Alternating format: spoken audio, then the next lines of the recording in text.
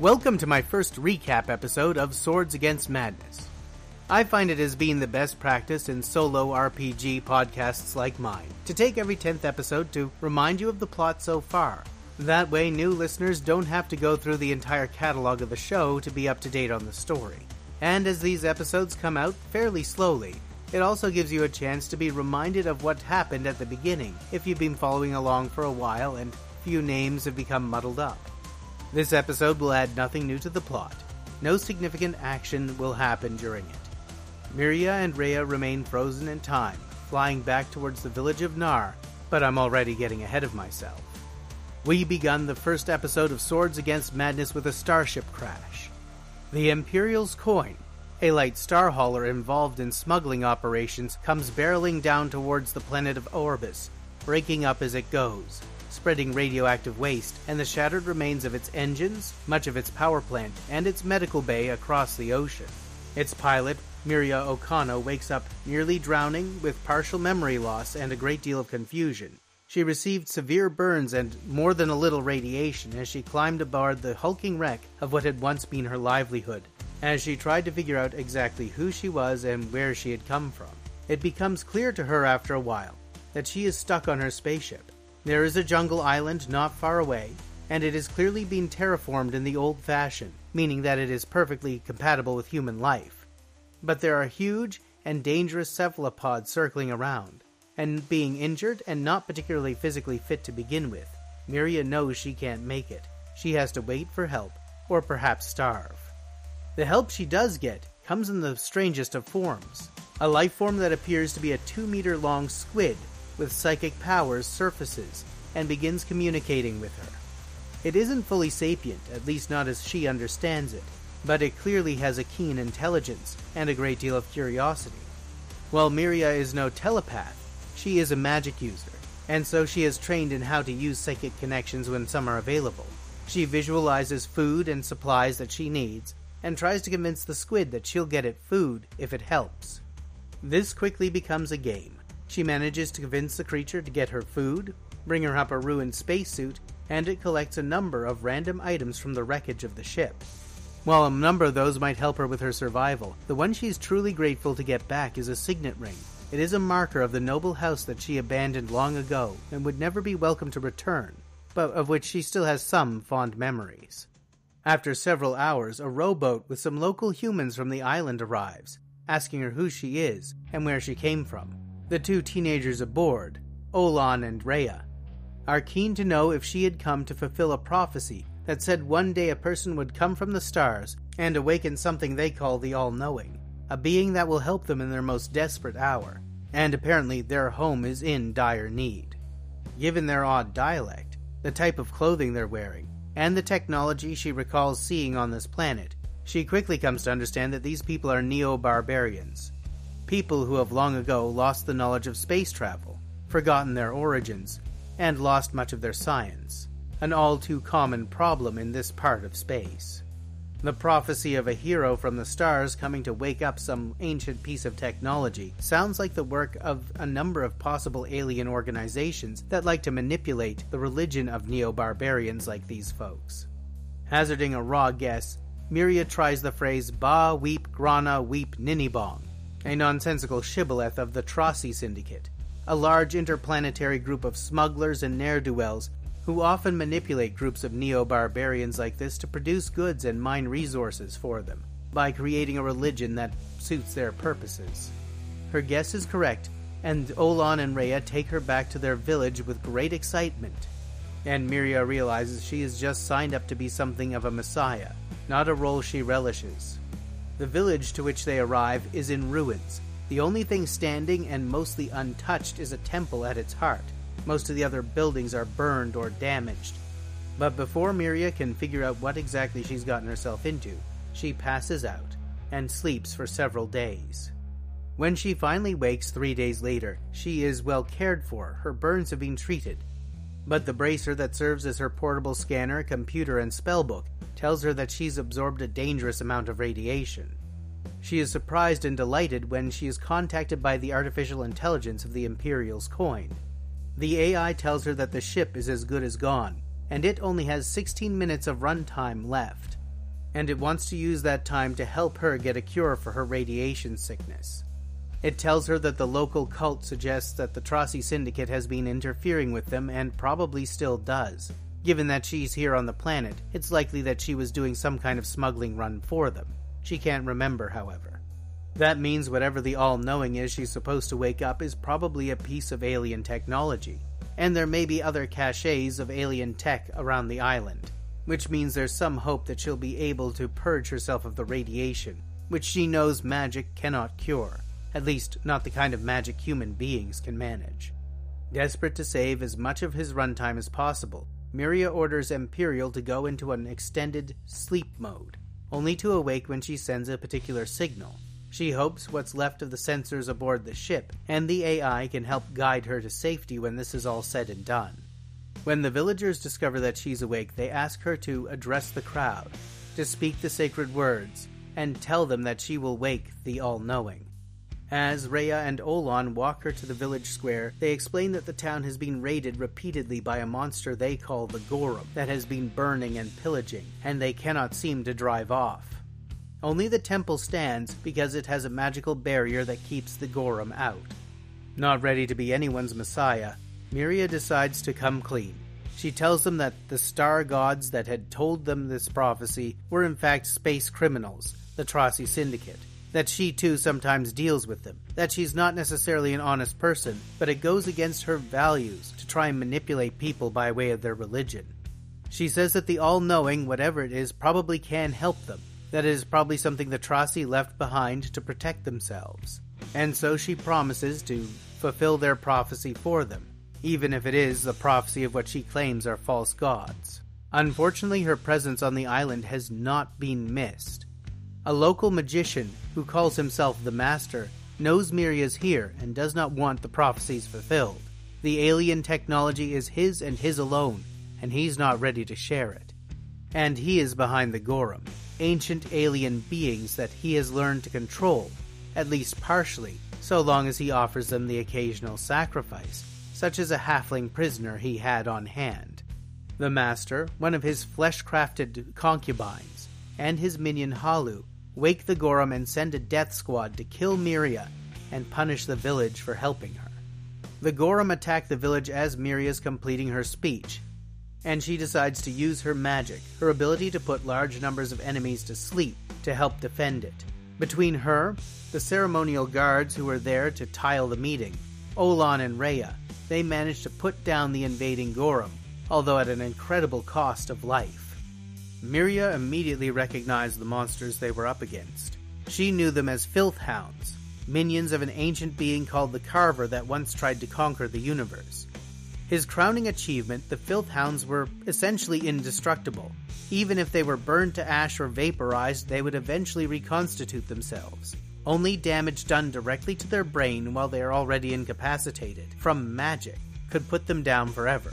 And so her first order of business as their new prophesied hero was to have these creatures gathered up, tied up, and then look for a magic weapon that could be used to perform a coup de grace. Unfortunately, only one magic item is known to exist in the village, a strange dagger owned by a miser named Kalmek, who lives somewhat apart from the rest. The grandson of a famous and wealthy adventurer, Kalmek has never worked a day in his life, but considers himself better than the islanders. Getting him to give up the dagger is going to be difficult. Along the way, Olan and Rhea give Miria a sense of what's going on. They sit on the tropical island of Nar. Long ago it was once a colony of an expansionist oligarchy known as the Aldean Guilds. Due to a combination of incompetent leadership, terrible misrule, and economic mismanagement, the people of Nar had no real loyalty to the Aldean Guilds, and when their economy collapsed, Nar had declared itself independent. 400 years later, the Aldean Guilds were reborn as the Theocracy of Aldea, and about a generation ago, ships came from there and tried to reconnect with the locals, establishing the church as a mission for their new faith. During the early colonial days of Nar, they discovered that their island had been a landing pad for alien beings. These aliens, which they called the Starmen, taught them magic, and a faith that they promised would one day prepare the people of Nar to walk among the stars too. They called this faith the Order of the Stars, and it was unique to Nar. Olan, whose character class is Thief, never had the gift for magic, but he is faithful to the Order of Stars, and serves as a runner and a jungle scout for them. Rhea, in the meantime, is personally embittered towards the church. Because Nar has a very small pool, Rhea is cousins with almost anyone, and her parents spent most of their life fearing she would grow up a spinster. The Church of Aldea promised an alternative. If they were to convert, they would provide Rhea with a husband, and that husband would be able to use his connection to Rhea to have familial connections to the people of Nar, which would make it easier for him to recruit a labor pool there. The merchant they tried to marry her to was a filthy drunk and a lecher. Rather than marry the filthy old sot, Rhea punched him out, alienating her family from the Church of Aldea. Since then, Rhea has had no marriage prospects, and being her friend would put you in badly with the Church of Aldea. She works odd jobs, often with the Order of Stars, or for locals who, because they are faithful to the Order of Stars, just don't care what the church thinks. But this is a big problem for getting the dagger, because Calmec is a faithful of the Church of Aldea. When Calmec agrees to meet with Miria at his fortified manor at the edge of town, he offers her a choice. She can have the magic dagger and defeat the Gorum, but only if she is willing to agree to destroy the All-Knowing, and thus put an end to this silly pagan cult that is standing in the way of progress on the island. Again, not willing to manipulate people through their religion, Miria refuses, and Calmec refuses to give up the dagger. Desperate times, of course, call for desperate measures, and they decide that they were going to have to steal the dagger instead. And so Rhea pounds on the door until Calmec answers, and then hurls a long string of verbal abuse at him. While Calmec was distracted by Rhea's vicious tirade, Olan snuck around the back of the fortress, broke in a window, and stole the dagger. But unfortunately, he tripped over a table and caused a terrible racket. Enraged, the miser grabbed a stick, planning to beat Rhea. But Rhea proved to be more scrappy than he had bargained for. She disarmed him, knocked him over, and ground his face in the gravel of his own front path while Olan fled with the dagger. They left him battered in his own yard and returned to do what Miria thought of as the grim work. Once they returned, Miria immediately set about executing the Gorum with single blows to the head with the magic dagger, ending them forever. The dagger, however, is under a curse, hungry to feed upon the blood of the innocent. And while the Gorum are far from innocent, Miria finds herself bound to the dagger. Anytime she tries to use any other weapon, it is cursed to fly into her hand. Exhausted from the gory and distasteful work, upset that they had to rob Calmec, Miria decided to meditate on the beach for a while. Fiddling with her computer drew the attention of something above, and she was contacted by an alien ship in orbit. Miria found herself being harangued by Yongu, a former contact, but never a friend. Yongu was an ogre magus who was a high-ranking member of the Trossi Syndicate, though not its leader. It was upon seeing Yongu's face that Miria remembered what had happened. She had been scanning the planet and discovered the presence of the Gorum. Large numbers of Gorum. She deduced that the Trossi Syndicate had been selling them as a sort of bioweapon. The Gorum, the Filthhounds, are considered so vile that selling them is considered dishonorable even by many criminals. Were Miria to spread the news that Yongu was selling Gorum, it could go very badly for him, so he had shot her out of the sky rather than buying her off. Yongu taunted her, refusing to help her with her radiation poison. He told her he would look forward to watching her cook alive on the surface of the planet, and warned her to keep away from his supply of Gorum. Understanding now that her time is very short, and that any alien ruin she would visit would be watched, Miria figured that her only way of surviving the radiation poisoning would be to awaken this all-knowing, fulfilling the prophecy, and hopefully in the process, finding a way off this planet. It was at this point that Rhea, always an unhappy misfit on Nar, asked Miria that if she were to leave the planet, would she take Rhea with her? A question that Miria wasn't sure she wanted to answer at the time. The next day, Miria, Rhea, and Olan set out into the jungle to visit the High Temple of the Order of Stars. From there, they would get an escort to the All-Knowing, and she could finally awaken it. She assumed it would be a computer or a robot, something she would have the technical skills to make work. They never made it to the temple, however. While traveling through Nar's jungles, the party ran into a trio of man-sized poisonous centipedes that had recently been driven from their home. Hungry, the centipedes decided that the player characters looked like as good a food as any, and attacked. The centipedes had the element of surprise, but I was fortunate enough that the encounter started from a great distance, and they only managed to just reach the party with the surprise round. Rhea was able to get her shield up and defend herself from the one that attempted to inject her with deadly poison, while the other two centipedes couldn't land a hit on Olan. Realizing just how deadly the situation was, Miria cast her one sleep spell, knocking the centipedes unconscious. Once she woke Rhea and Olan, they quickly dispatched the creatures. They were able to continue their journey unscathed. Miria's use of her only spell of the day, however, left them in a very vulnerable position for what happened next. The local bishop of the Aldean church reasoned that if Miria were to fulfill the prophecy, they would lose their grip on the people of Nar. Desperate to keep the prophecy from being fulfilled, the bishop hired a mercenary, a magician by the name of Mormont, to make sure that Miria just disappeared into the jungle. Mormont ambushed them less than a mile from the temple. He used a charm person spell to take control of Rhea, and she in turn pinned Olan to the ground, preventing him from helping as Mormont subdued Miria. Mormont was once a member of the Order of the Stars. He discovered the truth about the Starmen long ago when he explored a ruin he discovered out in the jungle. He had since served the Master for a while, but found that the Master's demands for cultish devotion was not in keeping with what Mormont wanted, which was to serve Mormont. Mormont had taken control of an alien underground facility, which was built as Yongu's showroom for showing off his merchandise before selling the Gorum to potential customers. The facility held 48 Gorum in suspended animation in a cryo chamber on one side. On the other, it had a comfortable business lounge and an arsenal with combat robots to put on a show and a collection of common weapons used by space pirates. In the middle, there was a balcony overlooking an arena where the robots and the Gorum were intended to clash. Mormont imprisoned Miria and Olan in the arena. Ultimately, Mormont decided that the best move would be to sell Miria to Yongu. Thanks to his limited understanding of the instruments in the control room, he was aware that there was a ship in orbit, and if whoever had been in command of it had shot Miria down, he probably wanted her dead. Selling Miria to Yongu would get her off the planet, which was as good as being dead. He could collect pay from the alien and maybe prove that he is useful and get some help in understanding alien technology, and Miria would be gone so he could collect the bounty on her head. Unfortunately, this had meant that he had mistaken Yongu for a reasonable man. Instead, Yongu was incensed that anyone was tinkering with his facility. He gave Mormont the time it would take for him to send a kill squad in a dropship to vacate the premises and never come back, or he would use Mormont's face as a codpiece. And as Mormont was planning to cut his losses and vacate as quickly as possible, things went from bad to worse. The miser Kalmek had been stalking the party through the jungle.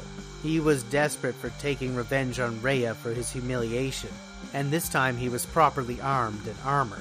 As he scouted the area looking for his opportunity to get at the party who had robbed him, Kalmek discovered that there was a hole in the ceiling of the cryo chamber that he could climb in. As he snuck his way into the facility, however, he damaged the cryostasis system and began waking up the Gorum. Desperate now to escape from what was about to be a catastrophe, Mormont sent Rhea to hold off Kalmek and the Gorum as long as she could while he fled into the jungle. While Rhea faced off against Kalmek next door, Olan managed to pick the locks to the bonds that were keeping him and Miria imprisoned. The two of them set to work to open the door to the cryo chamber so they could rendezvous with Rhea and hopefully get her out of Mormont's influence. With a sword in hand, Kalmek proved a much more dangerous foe than he had with a stick. Rhea was still crossing blades with him when the first Gorum came to consciousness and began to surround them. When the door flew open and Olan called, Rhea knew she didn't have a choice. She turned and ran, allowing Kalmek to grab hold of her belt and steal her dagger as she went. Of course, the dagger saw the Gorum as a far better opportunity to drink the blood of innocents as Kalmek, and the curse had already spread to him. The moment he tried to draw a blade against the Gorum, he found he had a dagger in his hand instead, a dagger that refused to land a hit, and he was quickly torn to shreds. Miria, Rhea, and Olan closed the door behind them and quickly fled to the arsenal on the far side of the arena, looking for anything they could use to defend themselves. Miria set about hacking the combat robots to put them into suppression mode and hopefully have them put the Gorum down for them. While the robots intercepted the Gorum trying to cross the arena, Mormont had turned and fled up the stairs to escape the facility, only to find the dropship already landing. He took a couple of shots to the back from laser weapons from a Trossi hit squad before he disappeared into the jungle. The Trossi assassins, however, had strict orders. Miria was to be killed first, then Mormont, and they stormed the facility, blundering straight into a Gorham ambush themselves. With peril on both sides and fighting going on all around them, the player characters fled to Yongu's business lounge and sealed it shut, as it doubled as a panic room. Here they found a pile of treasure, as well as a magical bottle that Miria recognized as an Arakeen flask, a rare magic item that could draw water from another plane of existence. Sadly, they didn't have the room to carry 500 pounds of gold and definitely did not want to be slowed down. The moment the Gorham in the control center had finished off the last of the Trossi assassins, they joined their allies in the arena to finish off the robots. The PCs snuck into the control room and locked down the whole facility, closing every door with a welded steel shutter, then overrode the main door and made their escape. Outside, they found the waiting dropship, with only its pilot remaining inside. Olan attempted to sneak up on Shosk, the lizard man who was flying the ship, only to have something give him away, and Shosk shot him dead with a laser bolt between the eyes. With the technology available in the Galactic Confederation, not even a laser beam through the brain is a guaranteed kill. Desperate to restore Olan from the dead, Miria grabbed hold of the medkit on the wall, but quickly discovered that Yongu had locked humans out of it, out of pure spite towards Miria. There would be no cure for her radiation here, and there was no way to bring Olan back. He was gone forever. Rhea, mad with rage and grief, killed Shosk messily within a round, and a few seconds later gunned down a Gorham who was drawn to the sounds of fighting in the ship. It was clear that they were beginning to climb out of the same hole Kalmek had come in from. Unwilling to let them plague the island, Miria manned the guns of the dropship, blasted several Gorham to oblivion, and then collapsed the hole into the facility by shooting away the cliff above it. Miria swore she was going to bring Yongu down now, and she would start by hunting down his contacts here on the island. That meant that she needed the treasure in the previous room, and so she and Rhea loaded the ship with gold, and then flew off towards Nar. They almost didn't make it. Yongu attempted to shoot them out of the skies, and Miria was forced to have Rhea rip the transponder out of the ship and throw it away, to prevent him from targeting them. This meant they had a ship, but it was no longer space-worthy. Angry, bitter, and deeply saddened, they returned to Nar to bury Olan.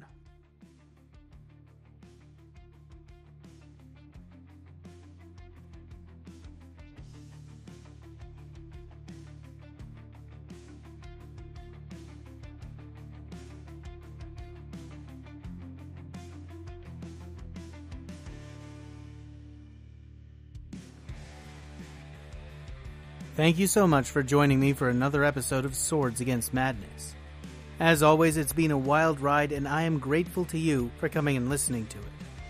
There is a lot of companion material I generated over the course of this adventure.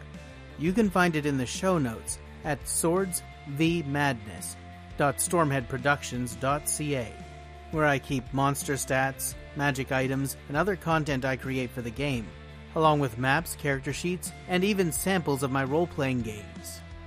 I also love hearing from my audience. You can reach me on Twitter at swordsvmadness. The music in this podcast is generated by me, Brian C. Rideout, using Suno AI, and is available for download either on swordsvmadness.stormheadproductions.ca or on Suno, where you can find me under the username Donut Elemental. If you're interested in supporting the show, you can make a small one-time donation using PayPal on my homepage. Or if you're like me and you'd like to buy something, I have a number of products on DriveThruRPG and itch.io through my imprint Death Trap Games. You can learn more about that on my blog, Welcome to the Death Trap, which you can find at deathtrapgames.blogspot.com. And if you just want to shoot the breeze about podcast production, it's one of my favorite topics, and you can reach me at brian@stormheadproductions.ca. Until next time, play hard, roll high, and think weird.